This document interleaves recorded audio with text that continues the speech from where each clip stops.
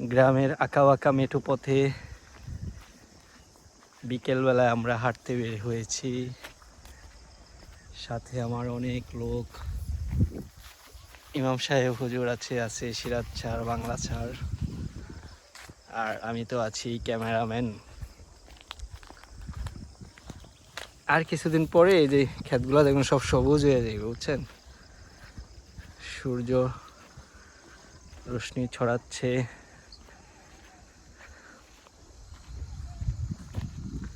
চারদিকে শুধু আলু আর আলু।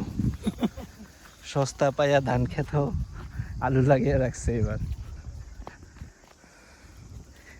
এই রাস্তাটা বুঝছেন, আগে একবারে খালের মতো যেরকম ছিল,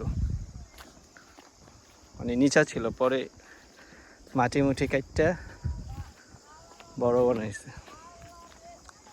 হাঁটতে পারি এদিকে এখন আমরা।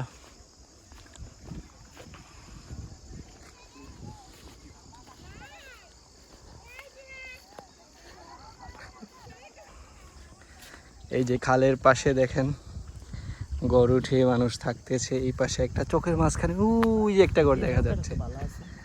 বর্ষার মৌসুমে এখানে অনেক পানি থাকে এবং তখন তাদের যাতায়াতের প্রধান ভরসা হলো এই যে কোষা নৌকা।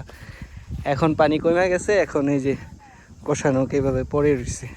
আবার অনেকেই কোষা নৌকা মনে করেন যে খালের ভিতরে ছুবিয়ে রাখে, পরে 1 মাস 1.5 মাস পরে উঠায় গুড়া মাছ পায়, অনেক শিং মাছ, পুঁটি মাছ এগুলো পায়। ওই যে একটা কোষা নৌকা দেখেন, ব্যবহার শেষ, এখন এইখানে রেখে দিছে। ওইখানে বিকেলবেলা দেখেন পোলাপাইন ঘুড়ি উড়াচ্ছে।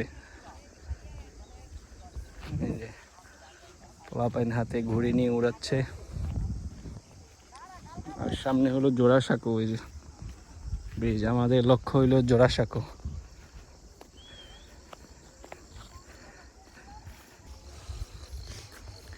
এই যে বিকেলে দেখেন আলু খেতে ঘুড়ি উড়াচ্ছে।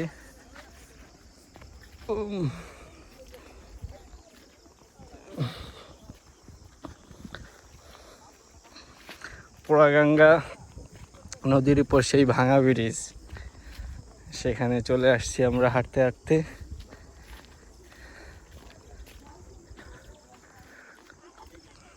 বিকেলের আগ মুহূর্তে সূর্য দেখুন সোনালি আলো ছড়াচ্ছে।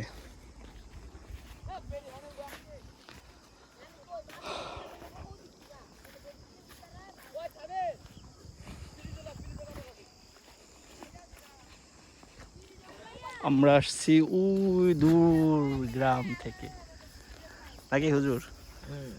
দূর ওইটা হলো রসুলপুর, ভবানীপুর।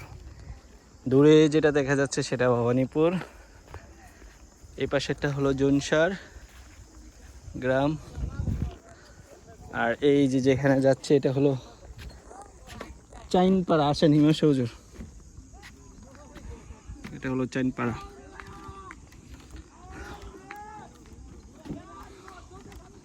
ঘুড়ি উড়িয়ে লেছে না, ওই যে ঘুড়ি বাচ্চাটা ঘুড়ি উড়িয়ে লেছে,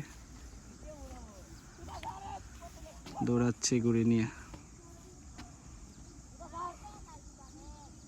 বাতাস কম না, ল্যাঞ্জা দেয় না, ল্যাঞ্জা দিলে উঠতো। আর পানি একেবারে শেষ, আর কিছুদিন পরেই চোখ সবগুলো সবুজ হয়ে যাবে আলু খেতে। তো ভালো থাকবেন সবাই, আজকে এই পর্যন্তই, আল্লাহ হাফেজ।